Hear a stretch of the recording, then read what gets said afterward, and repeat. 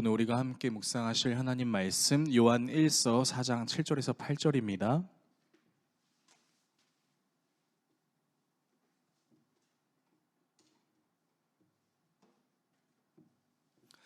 신약성경 392페이지에 있는 요한 1서 4장 7절에서 8절 말씀입니다.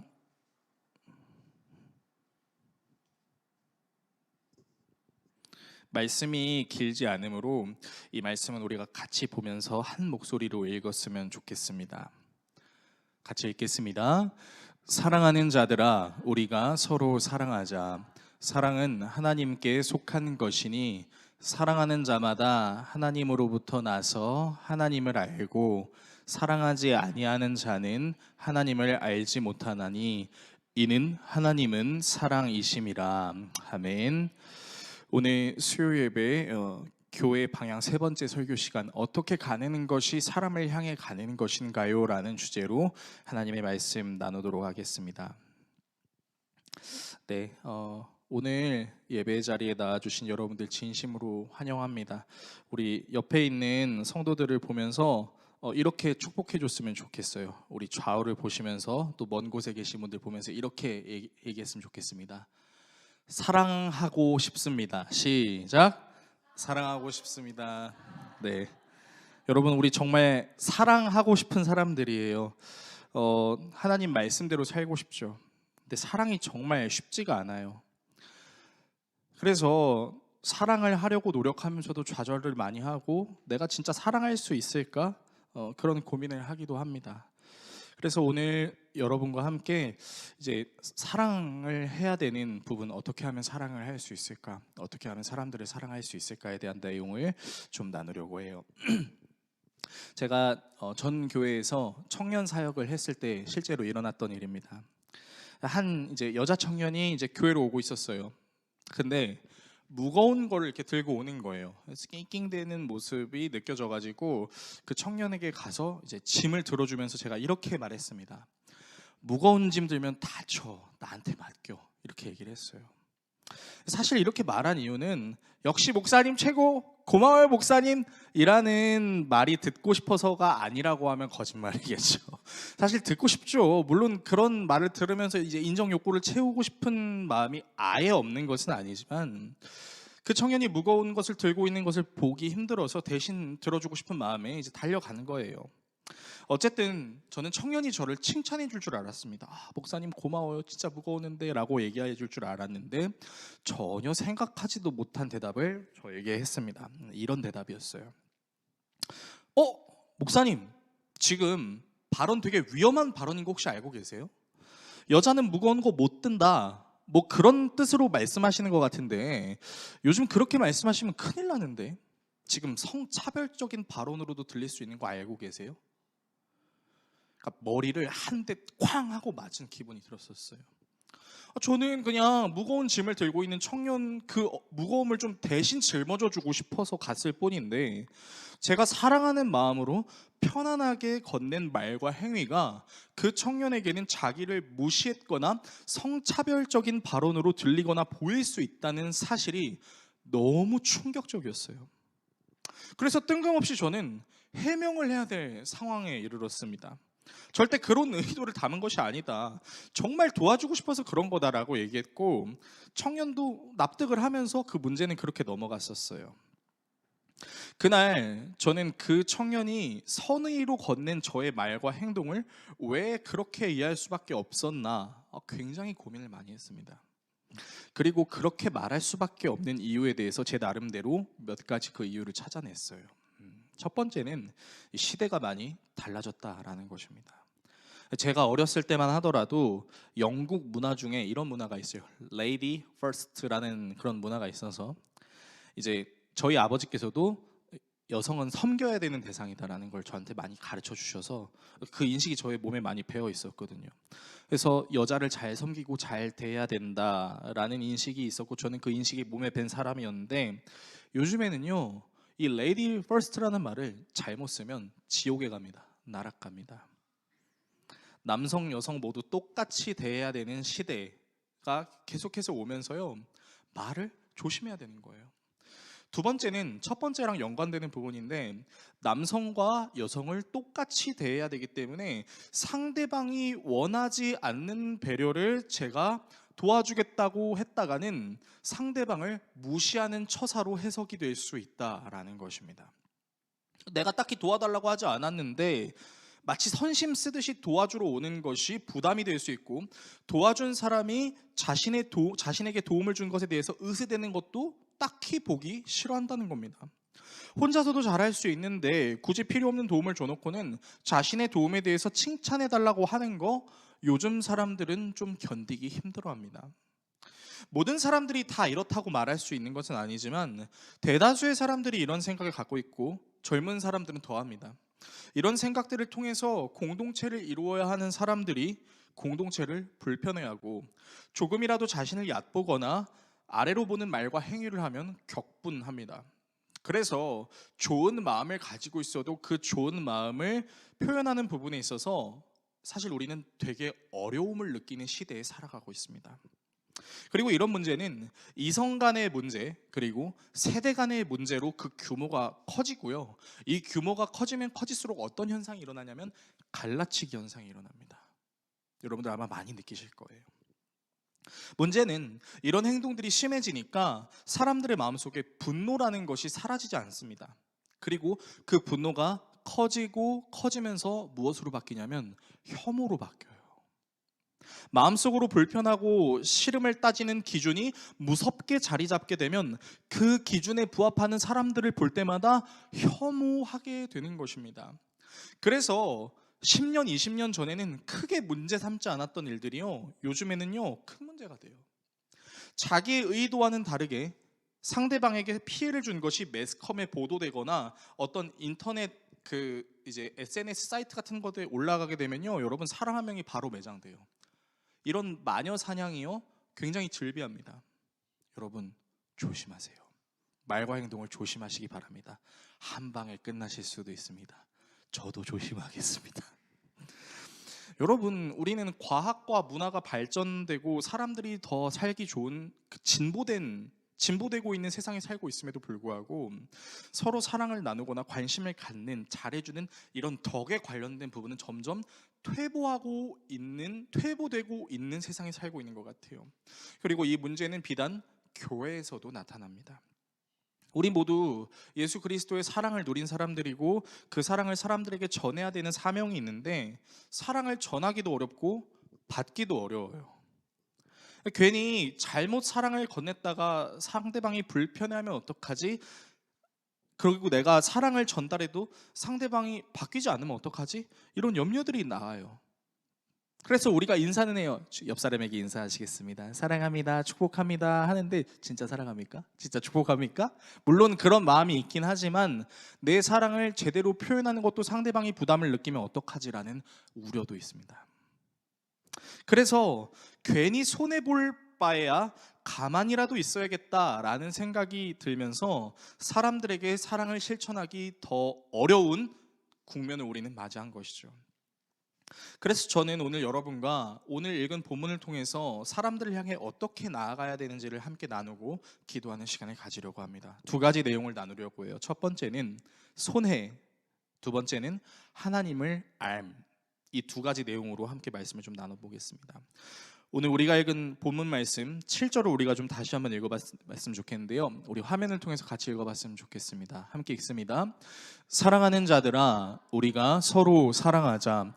사랑은 하나님께 속한 것이니 사랑하는 자마다 하나님으로부터 나서 하나님을 알고. 아멘. 자, 사도 요한은 사랑하는 사람들에게 서로 사랑하자라고 이야기하면서 사랑이 하나님께 속했습니다라고 표현하고 있습니다. 쉽게 말하면 사랑이라는 것은 하나님에게서 난 것이에요. 그러니까 이 본문을 우리에게 맞게 적용하면 이런 겁니다. 사랑은 하나님께로부터 발생이 돼서 우리를 통해서 나가는 거다. 그러니까 사랑이라는 것은 우리가 만드는 것이 아니라 이미 하나님께서 만드셨는데 그 만드신 하나님의 사랑이 우리를 통해서 나간다는 것이죠. 그러면 하나님께서 만드신 사랑이 무엇일까요? 오늘 본문 뒤편에 있는 9절, 10절의 내용도 우리가 함께 읽어봤으면 좋겠습니다. 같이 읽습니다. 하나님의 사랑이 우리에게 이렇게 나타난 바 되었으니 하나님이 자기의 독생자를 세상에 보내심은 그로 말미암아 우리를 살리려 하심이라. 사랑은 여기 있으니 우리가 하나님을 사랑한 것이 아니오 하나님이 우리를 사랑하사 우리 죄를 속하기 위하여 화목 제물로 그 아들을 보내셨음이라. 아멘. 자, 말씀을 잘 보십시오. 하나님께서 우리를 사랑하셔서 우리가 가지고 있는 죄, 즉 죽음의 문제를 해결해 주시기 위해서 그 아들 예수 그리스도를 보내주신 것이 사랑입니다. 자, 근데 여기서 우리가 집중해야 될 대목이 뭐냐면요, 우리가 하나님을 사랑한 것이 아니고 하나님이 우리를 사랑했다. 여기에 우리가 좀 초점을 맞춰볼 필요가 있습니다. 그러니까 이 문장을요 자세히 보면요, 우리는 하나님께 요구한 것이 아니라는 거예요. 하나님 주세요, 하나님 사랑 주세요라고 얘기하는 것이 아니라 하나님의 말씀에 순종하지 않았음에도 불구하고, 하나님께 딱히 달라고 하지 않았음에도 불구하고 하나님께서 우리에게 사랑을 주셨다라는 겁니다. 그러니까 하나님이 가지고 계신 사랑에 대해서 우리는 이렇게 정리할 수 있어요. 하나님은 손해보는 사랑을 하셨다. 여러분, 우리가 손해라는 단어를 언제 쓰냐면 내가 상대방에게 무언가를 줬을 때 상대방이 내가 준 것에 응당하는 무언가를 주지 않았으면 우리 손해라고 생각합니다. 동등하거나 비슷한 가치의 일을 해줘야 손해보지 않았어라고 얘기해요. 근데 생각해보면 우리는 뭐 하나님한테 드린 게 없습니다. 그리고 하나님이 우리에게 얻어가실 만한 것도 사실 없습니다. 왜냐하면 하나님은 모든 것을 하실 수 있고 어디에나 계실 수 있고 영원하신 분이죠. 그런 하나님께 우리가 생명을 드린다는데 그것이 하나님께 이득이 될 수 있을까요? 그럼에도 불구하고 우리는 하나님께 생명을 함부로 드리지 못하죠. 하나님은 뭐든지 하실 수 있으시지만 우리는 하나님께 뭐든지 해결해드릴 수 있고 해드릴 수 있는 존재가 아니에요. 그러니까 하나님이 우리에게 주신 사랑을 함부로 따라할 수도 없고, 하나님께서 우리에게 주시는 것을 우리가 응당하는 무언가를 드릴 수 있는 것도 아니라는 거예요. 하지만 흉내는 낼 수 있는 것이죠. 하나님이 손해보는 장사를 나에게 해주신 것을 생각하면서 나도 상대방에게 주는 것을 상대방이 동등하게 나에게 주지 않더라도 손해보는 것, 여러분, 이것이 사랑의 기본적인 틀이라는 것입니다. 그러면 이제 우리는 이런 의문을 가질 수 있어요. 예, 알겠어요. 주님이 저에게 손해보신 것처럼 나도 손해볼게요. 근데 손해만 보면 나 어떻게 살아요? 손해만 보면은 내 안에 무엇이 있어서 내가 살 수 있을까요? 라는 질문이 생길 수 있습니다. 그때 하나님께서 우리에게 사랑하면서 손해볼 수 있는 부분을 채워주신다고 말씀하시는데요, 그 채워주시는 것이 더욱 사랑을 실천할 수 있도록 도우십니다. 그래서 결과론적으로 사랑이라는 것은 우리가 하는 것이 아니라 하나님의 은혜를 통해 손해를 보더라도 그 손해를 하나님이 채워주신다는 은혜 때문에 당당함이 생기는 거고, 손해를 보더라도 하나님께서 사랑을 실천하실 수 있도록 채워주시는 은혜가 있기 때문에 사랑을 내가 했어 라고 말할 수 있는 것이 아니라 사랑은 하나님께 속했다라고 말할 수 있는 겁니다. 이거를 사도 요한이 좀 일목요연하게 요약을 했는데, 그 오늘 본문의 전 내용인 요한일서 3장 18절에서 23절을 좀 보겠습니다. 여러분은 눈으로 읽으시고 제가 읽어드릴게요. 자녀들아, 우리가 말과 혀로만 사랑하지 말고 행함과 진실함으로 하자. 자, 진실하게 사랑하자고 얘기해요. 그러면서 이로써 우리가 진리에 속한 줄을 알고 또 우리 마음을 주 앞에서 굳세게 하리니, 이는 우리 마음이 혹 우리를 책망할 일이 있어도 하나님은 우리 마음보다 크시고 모든 것을 아시기 때문이라. 사랑하는 자들아, 만일 우리 마음이 우리를 책망할 것이 없으면, 다시 말해 사랑을 함에 있어서 내가 양심에 거리낌이 없이 진실하고 솔직하게 행했다면 하나님께서 우리에게 채워주시는 게 있는데, 그게 뭐냐면 하나님 앞에서 담대함을 얻고 무엇이든지 구하는 바를 그에게서 받나니. 사랑을 말과 혀로 행하지 않고 행함과 진실함으로 하게 될 때 하나님께서 우리에게 주시는 게 있는데, 그것이 손해를 보더라도 사랑을 할 수 있는 담대함을 주시고, 담대함만 주시는 것이 아니라 우리가 무엇이든지 구하는 바를 받을 수 있다라고 얘기합니다. 그러면서요, 이는 우리가 그의 계명을 지키고 그 앞에서 기뻐하시는 것을 행함이라. 그의 계명은 이것이니 곧 그 아들 예수 그리스도의 이름을 믿고 그가 우리에게 주신 계명대로 서로 사랑할 것이니라. 예수님께서 새 계명을 주노니 서로 사랑하라 말씀하셨어요. 근데 우리는 그 사랑을 함에 있어서 손해를 볼 것 같은 두려움이 있습니다. 근데 말과 혀로만 그냥 사랑합니다, 축복합니다 이렇게 하는 것이 아니라 행함과 진실함으로 정말 양심의 가책이 없이 하나님 앞에 저 정말 사랑으로 행했어요 라고 다가갈 때 하나님께서 그 사랑을 지속할 수 있는 담대함과 더불어 사랑하면서 손해보았던 모든 부분들을 채워주시는 은혜가 있다라는 것입니다. 여러분, 그래서요, 우리는요 하나님께 속한 그 사랑을 우리를 통해 전달되는 것을 느끼며 나아갈 때 손해본다라는 두려움을 넘어설 필요가 있습니다. 그것이 물질이든 시간이든 혹 여러분들의 감정이든. 우리가 사랑하면서 시간 쓰죠, 물질 쓰죠, 감정 노동합니다. 근데 그러면서 고갈됨을 느껴요. 정말 변하지 않는 사람 때문에 내가 이거 언제까지 해야 되지? 눈물도 납니다. 하기 싫은 마음도 생깁니다. 근데 그것을 하나님 앞에, 하나님, 저 정말 정직하게 그 사람 사랑하기로 애썼어요, 수고했어요. 그때 하나님께서 어떻게 하신다고요? 그것을 잃어버리지 않을 수 있도록 담대함과 또 우리가 구하는 바를 채워주시는 은혜를 허락해 주신다는 겁니다. 제가 사역하면서 사실은 이 시간, 물질, 감정 노동을 정말 많이 합니다. 그런데 사랑을 하면서 자꾸 마음속에 뭐가 생기냐면 내가 사랑한 대로 그 사람이 행동해야 돼라는 기대감이 자꾸 생겨요. 그래서 그 기대감대로 사람이 행동하지 않으면 화가 납니다. 여러분은 안 그러세요? 화가 나서 어떻게 그럴 수가 있어? 어떻게 그래? 내가 그 사람한테 시간, 물질, 마음 얼마나 줬는데 어떻게 그래? 라는 생각이 들기 시작해요.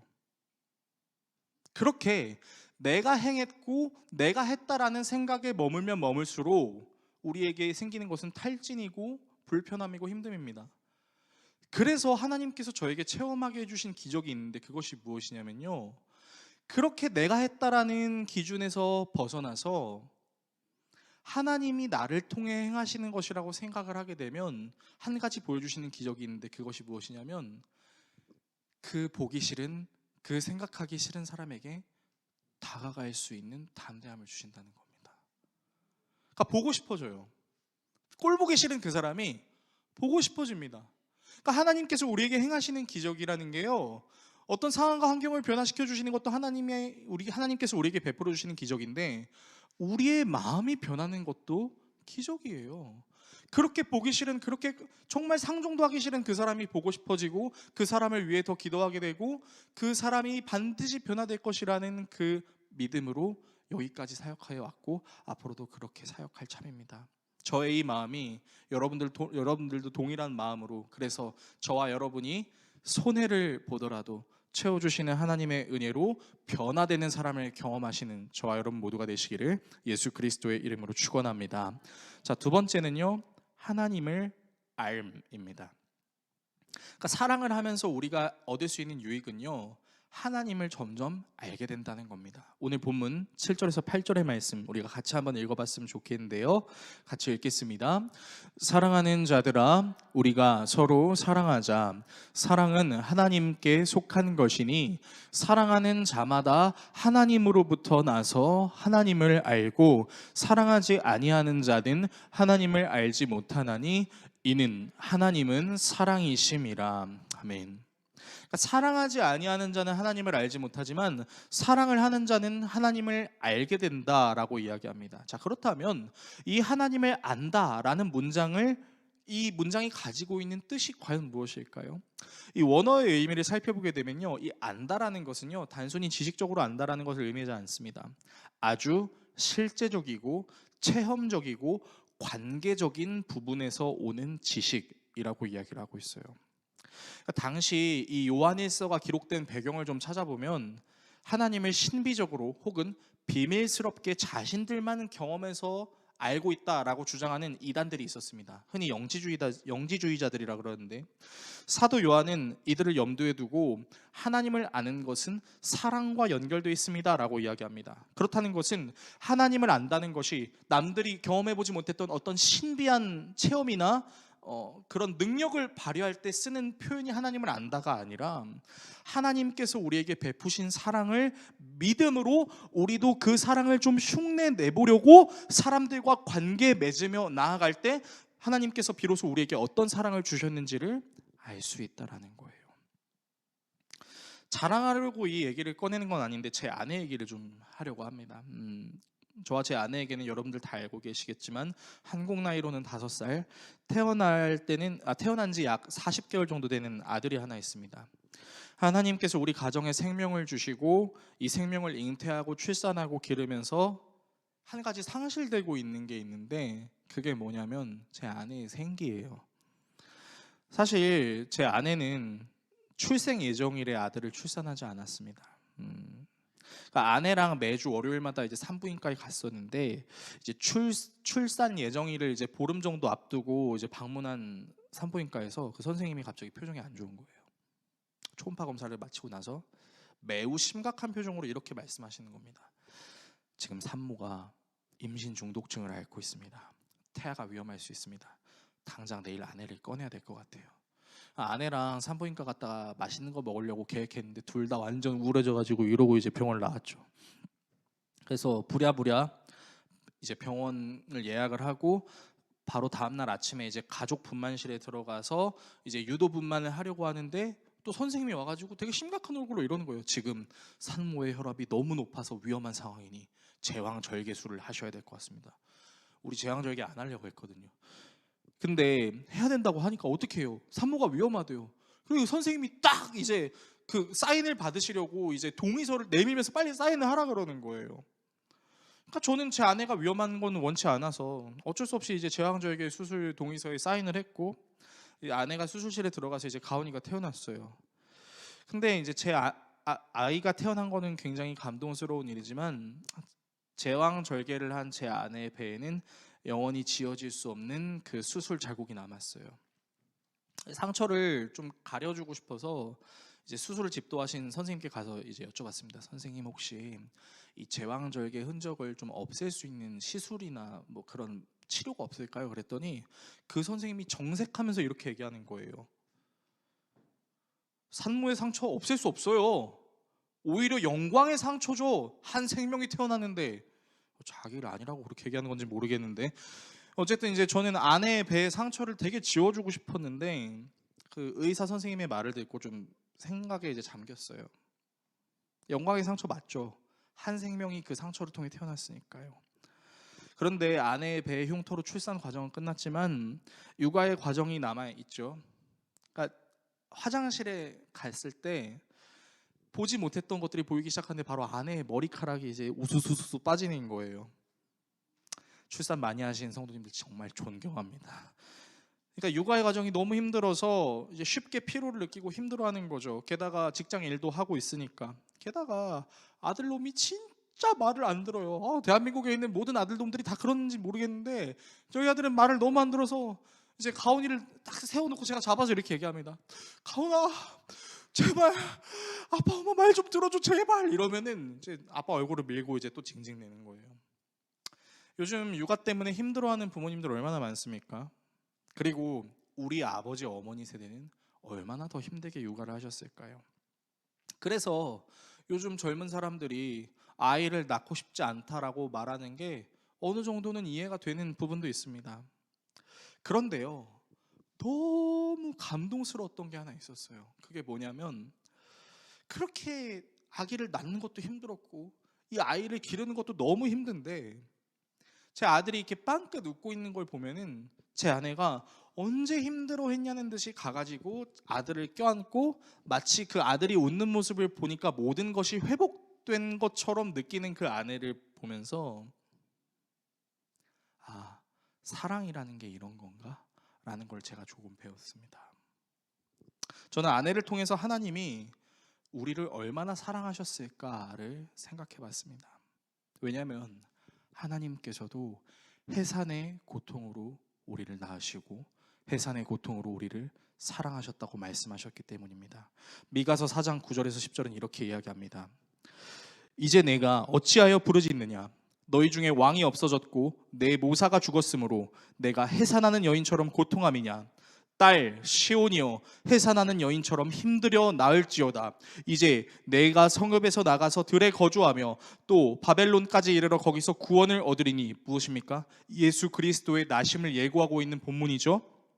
거기서 너를 내 원수들의 손에서 속량하여 내시리라. 하나님께서 해산하는 고통처럼 신음했던 유대인들에게 해산하는 여인처럼 힘듦으로 무엇을 우리에게 보내주신다고요? 예수 그리스도를 우리에게 보내주셨다고요. 그래서 해산하는 고통을 통해서 그 예수 그리스도를 우리에게 보내주심으로 완전한 구원을 이루시겠다고 하는 겁니다. 그리고 이런 사랑을 경험했고 다짐하고 실천하려고 했던 사도 바울은 갈라디아 교회 성도들에게 자신이 베푸는 사랑에 대해서 이렇게 표현합니다. 갈라디아서 4장 19절의 말씀인데요, 나의 자녀들아, 너희 속에 그리스도의 형상을 이루기까지 다시 너희를 위하여 해산하는 수고를 하노니. 사랑을 뭐에 비유하고 있습니까? 해산하는 수고. 배 아파서 힘들게 자녀를 낳아서 그 자녀를 양육하는 사랑, 하나님께서 우리를 구원하시기 위해 베푸신 사랑, 그리고 그 사랑을 본받아 우리가 사람들에게 행해야 되는 사랑을 성경은 무엇이라고 얘기하고 있습니까? 해산하는 고통과 같은 사랑이라고 이야기하고 있습니다. 그러니까요, 여러분, 우리가 착각하면 안 돼요.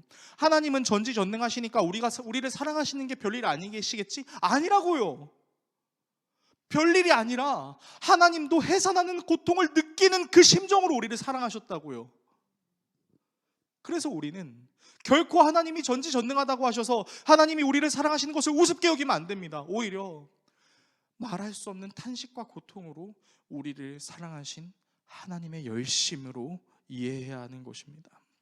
그래서 아이를 낳아서 기르는 고통, 그리고 그와 같은 고통들을 함께 느끼면서 우리는 누구를 떠올릴 수 있습니까? 하나님을 떠올릴 수 있어요. 나에게 좋을 것이 하나 없을 것 같은 행동들, 무엇 하나 이익이 아니라 손해처럼 보이는 그런 실천들을 통해 우리는 하나님의 은혜를 알아갑니다. 그리고 그 하나님께서 해산의 수고라는 하나님의 열심으로 우리를 사랑하시는 것을 아는 사람들은요, 비록 자신에게 손해가 있다 할지라도, 해산의 수고와 같은 고통이 있다 할지라도 그 하나님을 알기에, 그 하나님을 경험했기에 해산의 수고를 능히 감당하며 사람들에게 사랑을 실천하게 되는 것입니다. 말씀을 정리하겠습니다. 사랑하는 성도 여러분, 우리는 정말이지 이 사랑이라는 것을 실천하기 너무 어려운 시대에 살고 있습니다. 손해는 말할 필요도 없고요, 억울하고 누명을 쓰는 상황과 환경 얼마든지 우리에게 다가올 수 있습니다. 내가 선의를 베풀었는데 사람이 그걸 선의로 받아들이지 않을 수도 있습니다. 억울할 수 있습니다. 답답할 수 있습니다. 왜 내가 이걸 해야지라는 생각이 들 수 있습니다. 그런 경우들이 분명히 존재해요. 그러나 우리가 해산의 수고로 예수 그리스도를 우리에게 보내주신 그 하나님의 사랑을 생각한다면, 당장 내가 조금 시간, 물질, 내 감정 소비, 내 건강이 조금 손해본다 할지라도 우리는 두려워하지 않을 수 있습니다. 왜요? 하나님이 담대히 사랑을 실천할 수 있도록 우리의 연약한 부분을 채워주실 것이기 때문입니다. 그래서 우리는 날마다 사랑을 실천하고 배신을 당해보고 무너져도 보고 저 바닥끝까지 내려가면서도 예수님을 깊이 생각할 수 있습니다. 그리고 그 예수님을 깊이 생각하고 묵상하면 할수록 우리는 정말 하나님께서 우리에게 주고자 하시는 그 은혜의 길에 서게 될 것입니다. 여러분, 부탁드립니다. 지금 당장 여러분들이 손해보는 거에 너무 집중하지 마십시오. 내가 가진 물질, 성품, 생각을 통해 예수 그리스도를 조금 흉내내보려고 해주시길 부탁드리겠습니다. 우리가 그렇게 예수님을 흉내내려고 하면 할수록 예수님이 우리를 얼마나 사랑하셨는지를 우리는 깨닫게 되고, 그분을 흉내내면 흉내낼수록 우리를 통해 역사하시는 하나님으로 말미암아 하나님의 나라는 확장되어져 갈 것입니다. 이 은혜를 날마다 경험하며 나아가는 저와 여러분들 되시기를 예수 그리스도의 이름으로 축원합니다.